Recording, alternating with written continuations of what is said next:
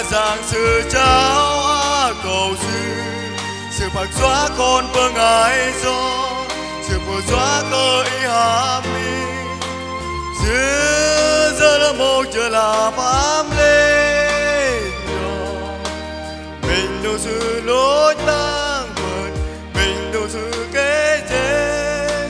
thơm tờ trong và mà ta trái sự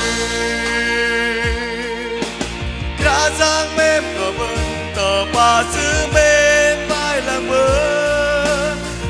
đã câu lùi tàn cờ lòng bước làng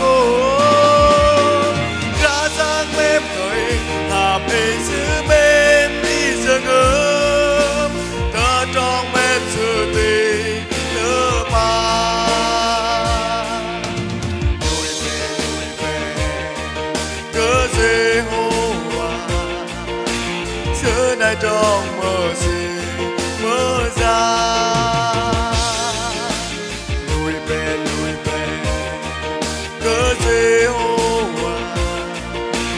xưa nay trong mơ gì mơ ra.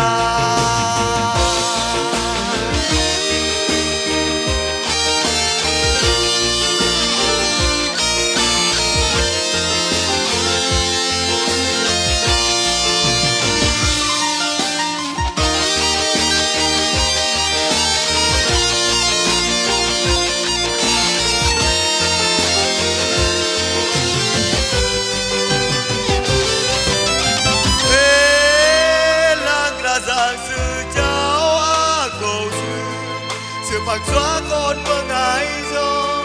sự phù xóa